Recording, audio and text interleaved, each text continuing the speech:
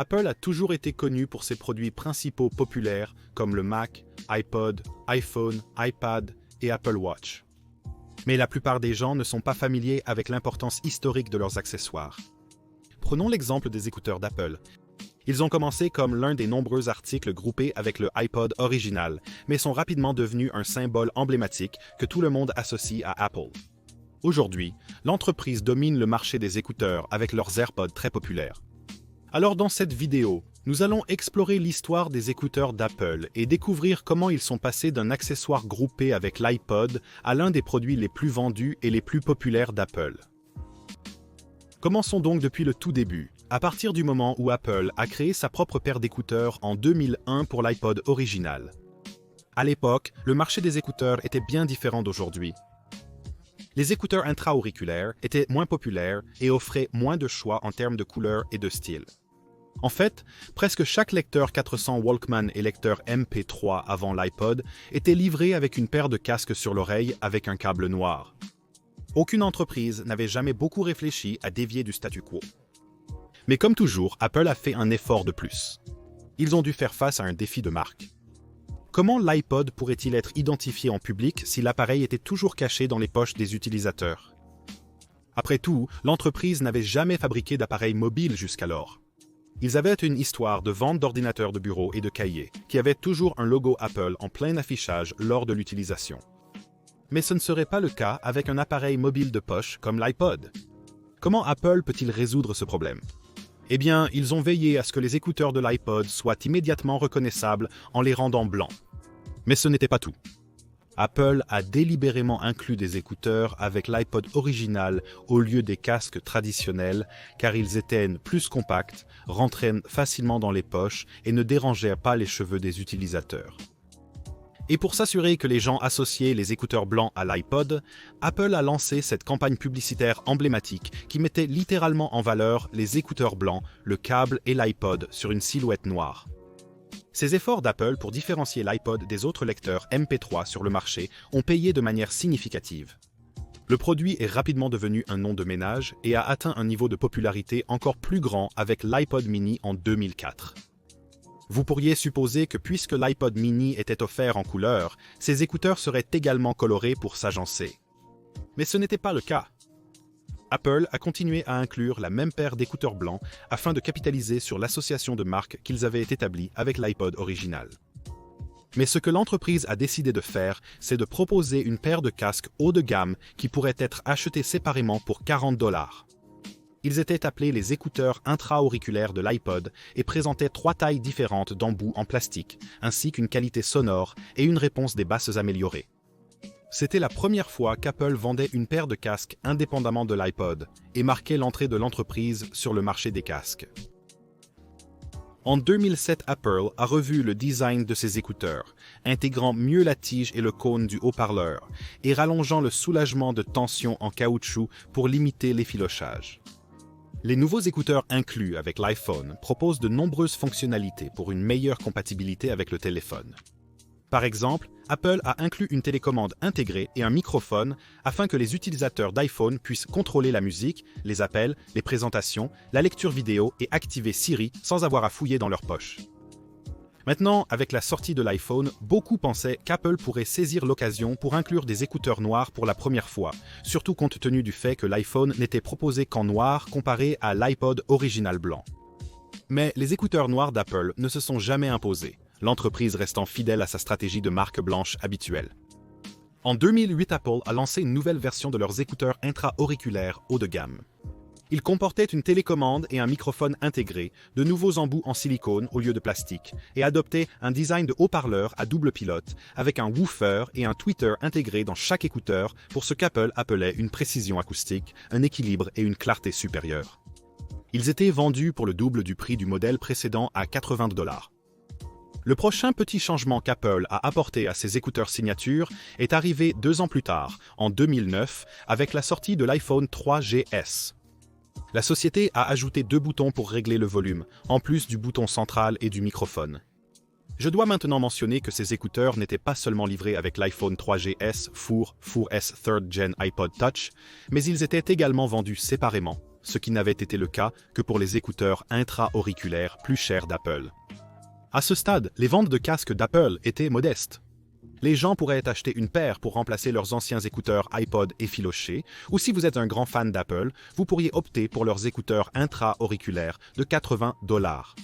Mais Apple n'était pas vu comme un acteur majeur sur le marché des écouteurs. Cet espace était occupé par des entreprises comme Sony, Sennheiser, Bose et d'autres. Mais à partir de 2012, tout a commencé à changer, et c'est grâce à l'introduction des EarPods. Apple n'a jamais investi significativement dans l'ingénierie pour optimiser le son et l'ajustement de leurs écouteurs inclus. C'est pourquoi il y avait souvent des plaintes sur le son fin et métallique des écouteurs de l'iPod, qui causaient aussi de l'inconfort lors d'une utilisation prolongée. Mais avec les EarPods, Apple a passé 3 ans de recherche et de développement à essayer de résoudre ces problèmes. Ils ont scanné en 3D des centaines d'oreilles pour trouver une caractéristique commune qui aurait guidé la conception des EarPods, assurant un confort optimal pour un maximum d'utilisateurs. Et afin d'atteindre le plus haut niveau de qualité sonore, Apple a complètement changé le design de la grille du haut-parleur. Passant d'une grande ouverture circulaire au centre de l'écouteur à une ouverture ovale beaucoup plus petite sur le côté de l'écouteur. Ce nouveau design dirige le son directement dans le canal auditif, minimisant les fuites et maximisant la clarté.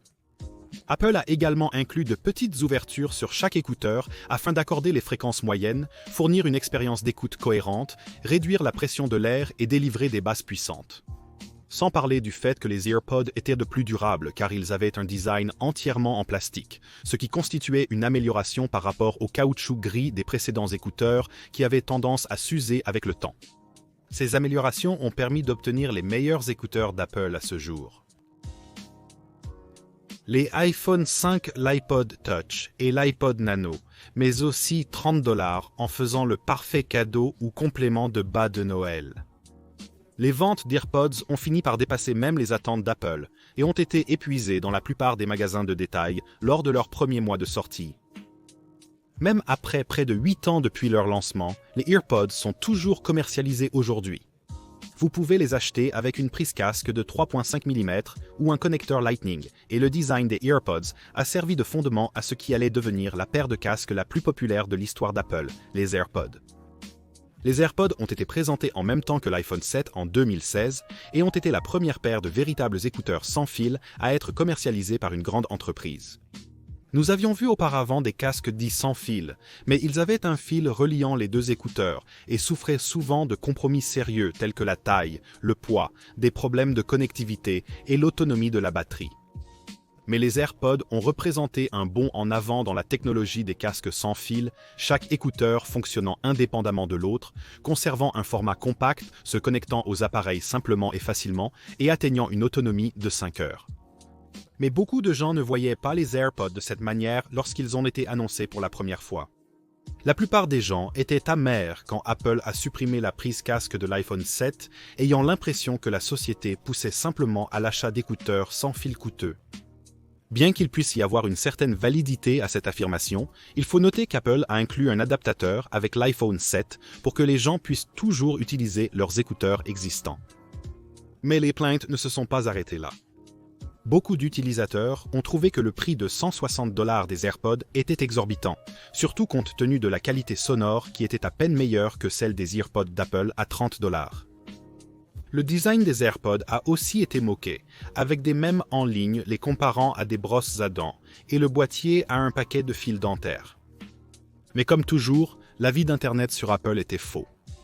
Les AirPods sont devenus un succès fou et étaient régulièrement en rupture de stock dans les magasins Apple à travers le pays, même 3 mois après leur sortie. Apple a finalement mis à jour les AirPods au début de 2019, ajoutant le support de Hey Siri, un boîtier de charge sans fil en option, une nouvelle puce H1, 50% de temps de parole en plus et un changement de device 2 fois plus rapide. Cependant, le design des AirPods est resté inchangé, malgré la forte demande des utilisateurs. Beaucoup de gens demandaient à Apple des AirPods noirs, en plus d'un nouveau design intra-auriculaire. Mais Apple ne répondrait qu'à l'une de ces demandes fin 2019 avec les AirPods Pro. Des rumeurs circulaient avant sa sortie car il y avait eu pas mal de fuites avant son lancement. Et l'une des rumeurs les plus populaires était que les AirPods Pro seraient proposés en noir. Mais comme par le passé, Apple a décidé de rester fidèle à son design emblématique en plastique blanc brillant qui est associé à l'entreprise depuis plus d'une décennie. Les AirPods Pro introduisent d'excellentes fonctionnalités. Design intra-auriculaire compact avec embout en silicone, suppression active du bruit, mode transparence, qualité sonore améliorée, résistance à l'eau IPX4 et capteur de force pour contrôler la musique et les modes d'écoute. Maintenant, les AirPods Pro n'ont pas remplacé les AirPods standards, ils étaient simplement vendus comme un modèle haut de gamme avec un prix de 250 $. Mais tout comme les AirPods originaux, le modèle Pro s'est également très bien vendu et a entraîné Apple à doubler leur production mensuelle du produit. Maintenant, grâce au succès sans précédent des AirPods, Apple est devenue l'une des plus grandes actrices du marché des casques en seulement quelques années. Il reste à voir jusqu'où leur gamme de casques va s'étendre, mais Apple sera certainement un concurrent majeur pour les années à venir. Très bien les gars, merci d'avoir regardé et je vous vois la prochaine fois.